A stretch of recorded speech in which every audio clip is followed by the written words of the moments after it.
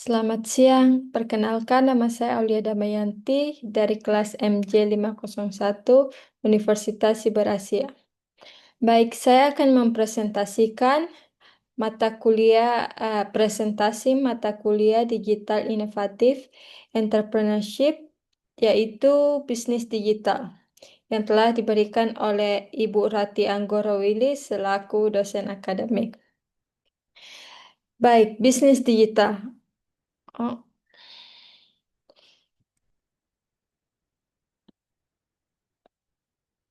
apa itu bisnis digital? Jadi, bisnis digital adalah model bisnis yang menjadikan teknologi digital dan internet sebagai dasar utama dalam seluruh prosesnya, mulai dari penciptaan produk, operasi, pemasaran hingga layanan pelanggan. Intinya, teknologi bukan sekedar alat bantu, melainkan fondasi aktivitas bisnis agar produk dan layanan bisa diakses kapan saja dan di mana saja. Adapun perbedaan bisnis digital, apa sih perbedaannya? Jadi perbedaan bisnis digital itu terdiri dari media operasi, jangkauan pasar, biaya operasi dan skala, data dan pengambilan keputusan, dan hubungan dengan pelanggan. Jadi pertama media operasi. Jadi bisnis digital menggunakan platform online untuk interaksi dan transaksi. Sementara bisnis konvensional mengandalkan toko fisik dan proses manual untuk menjalankan operasinya. Dan kedua, jangkauan pasar. Bisnis digital memiliki jangkauan global yang tak terbatas, memudahkan akses pasar luas, berbeda dengan bisnis konvensional yang seringkali terbatas pada lokasi geografis tertentu. Dan ketiga, biaya operasional. Dalam bisnis digital, biaya operasional cenderung lebih rendah dan lebih mudah diskalakan dibandingkan dengan bisnis konvensional yang seringkali menghadapi biaya tinggi seperti sewa dan persediaan. Dan yang keempat, biaya operasional dan skala. Jadi di bisnis digital dapat beroperasi 24/7 atau 24 jam per 7 hari, sehingga transaksi bisa terjadi kapan saja tanpa kehadiran fisik penjual. Sedangkan dalam bisnis konvensional, jam operasional terbatas pada waktu buka dan tutupnya. Yang kelima, data dan pengambilan keputusan. Bisnis digital memanfaatkan data transaksi, perilaku pengguna, dan interaksi yang terekam untuk dianalisis melalui analitik dan big data guna mendukung keputusan serta personalisasi layanan. Sementara bisnis konvensional kesulitan mengumpulkan data real time dan sering mengandalkan intuisi. Dan yang terakhir, hubungan dengan pelanggan. Dalam bisnis digital, menjalani hubungan berkelanjutan melalui aplikasi, notifikasi, email, media sosial, dan sistem CRM. Sedangkan yang bisnis konvensional hanya berinteraksi saat tatap muka berlangsung atau tatap muka langsung. Jenis bisnis digital. Jadi jenis bisnis digital itu dibagi menjadi 4. Digital murni, versi digital, facilitator, and hybrid. Digital murni adalah bisnis yang sepenuhnya beroperasi secara online tanpa ada kehadiran fisik.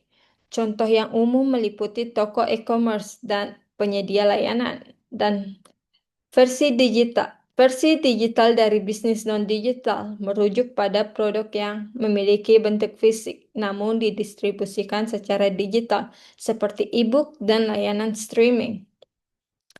Dan ada facilitator. Facilitator digital berfungsi sebagai platform penghubung antara penjual dan pembeli, mengandalkan teknologi untuk memudahkan transaksi seperti marketplace dan aplikasi transportasi. Dan hybrid. Hybrid adalah kombinasi penggunaan berbagai jenis bisnis digital. Digital murni, versi digital non-digital, dan atau facilitator digital untuk memaksimalkan pendapatan. Jadi, pertama versi digital bisnis non-digital. Bisnis digital ini memanfaatkan produk berbentuk file digital dan distribusi online. Contohnya termasuk e-book, layanan streaming yang menawarkan biaya duplikasi rendah dan akses mudah bagi konsumen.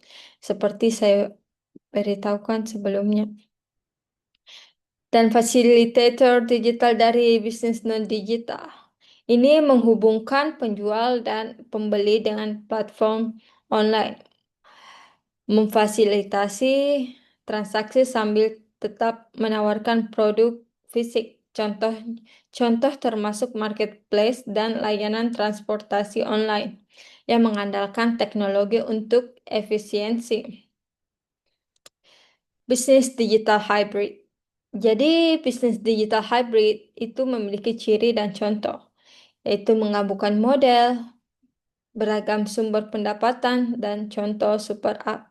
Menggabungkan model. Bisnis digital hybrid menggabungkan berbagai model digital, menawarkan solusi yang lebih komprehensif dan beragam untuk konsumen serta menciptakan peluang pendapatan baru bagi pelaku usaha.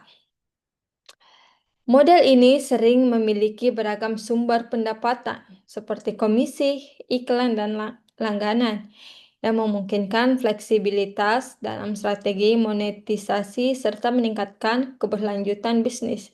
Contohnya super app. Contoh nyata dari bisnis digital hybrid adalah super app, seperti Gojek dan Grab, yang menyediakan berbagai layanan dalam satu platform, mulai dari transportasi, makanan, hingga pembayaran.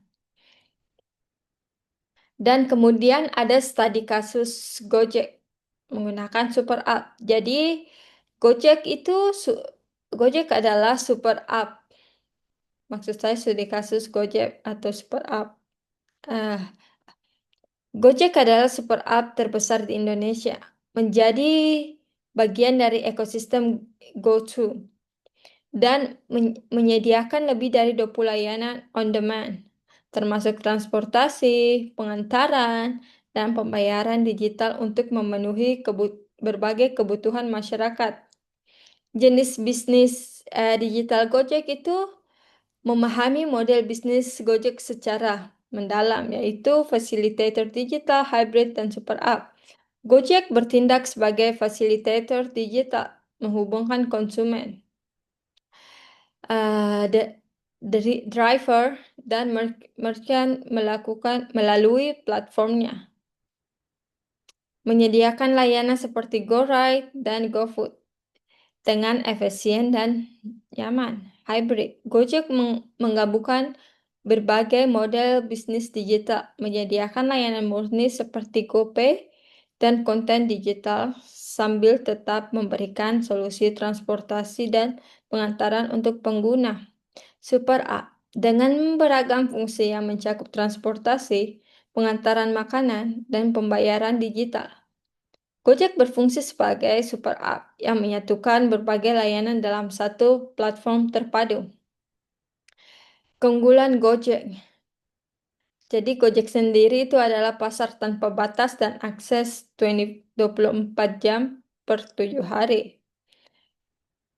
Cakupan luasnya itu Gojek menawarkan layanan di berbagai kota dan negara Asia Tenggara, menjadikan Gojek sebagai platform yang dapat diakses oleh semua orang tanpa batasan geografis.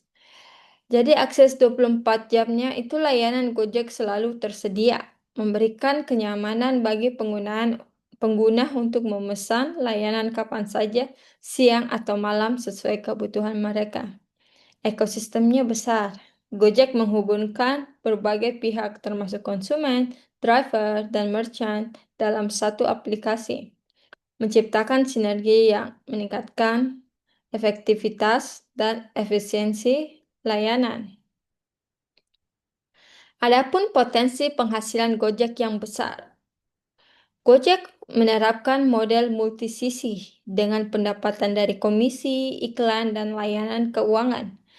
Dengan skalabilitas tinggi, Gojek dapat meningkatkan penggunaan tanpa perlu menambahkan toko fisik secara signifikan.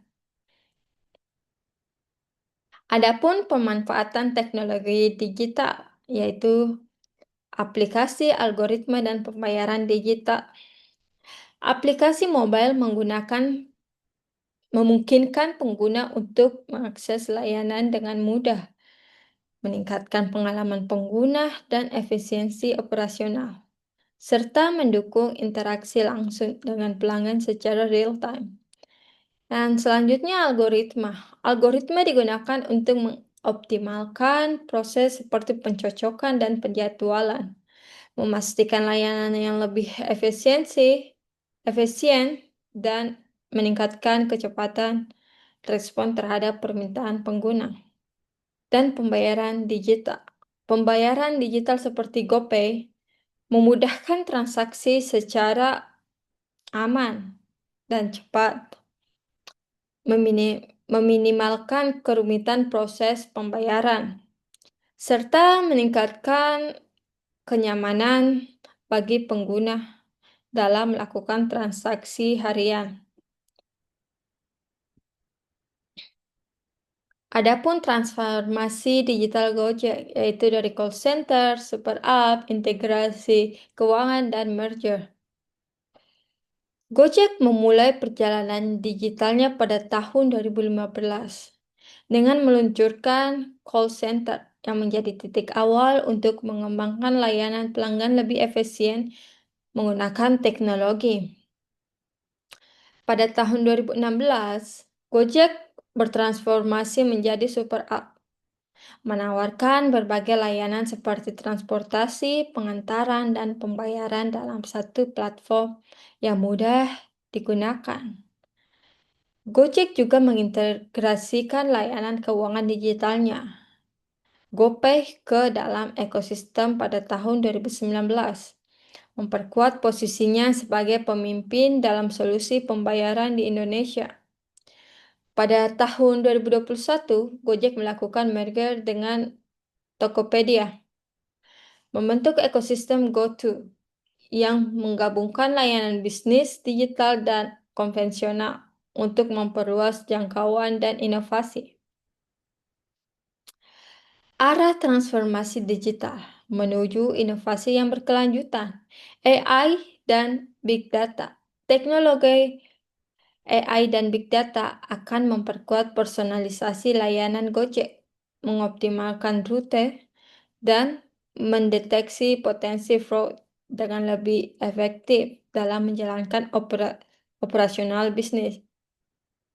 Digital UMKM memfasilitasi digitalisasi UMKM dengan menyediakan dashboard analitik dan pelatihan digital dapat membantu mereka beradaptasi dan tumbuh dalam ekosistem online yang semakin kompetitif.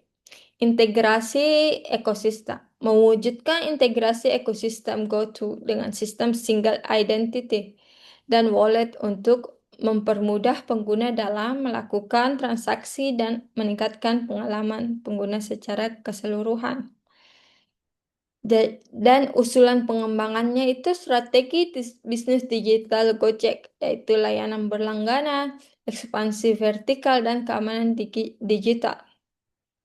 Layanan berlangganan. Pengembangan layanan berlangganan dapat meningkatkan loyalitas pengguna, menawarkan paket premium yang memberikan nilai tambah bagi pengguna dan merchant, menciptakan aliran pendapatan yang stabil. Fokus pada ekspansi ke sektor kesehatan, pendidikan, dan keberlanjutan dapat membuat peluang pasar baru, memperluas jangkauan layanan Gojek, dan mendukung inovasi dalam berbagai industri. Dan keamanan digital itu menerapkan sistem keamanan yang kuat seperti enkripsi dan verifikasi identitas adalah kunci untuk melindungi data pengguna. membangun kepercayaan dan menjaga integritas platform bisnis digital Gojek. Dan kesimpulan dari materi ini adalah Gojek itu contoh kuat bisnis digital hybrid yang memadukan peran fasilitator di digital dari bisnis non-digital dengan layanan digital murni dalam satu super app. Keunggulan utamanya terletak pada pasar yang relatif tanpa batas, potensi penghasilan yang besar, dan multi pendapatan. Potensi serta pemanfaatan teknologi digital secara intensif di seluruh rantai nilai. Transformasi digital Gojek yang berkelanjutan dari call center sederhana menjadi ekosistem GoTo menunjukkan bagaimana bisnis dapat berkembang ketika strategi bisnis dan teknologi digital dirancang secara terintegrasi dan adaptif. Baik, sekian dari materi saya, dari presentasi saya. Mohon maaf jika ada salah penyebutan dan ketidaksempurnaan dari presentasi saya. Terima kasih banyak. Wassalamualaikum warahmatullahi wabarakatuh.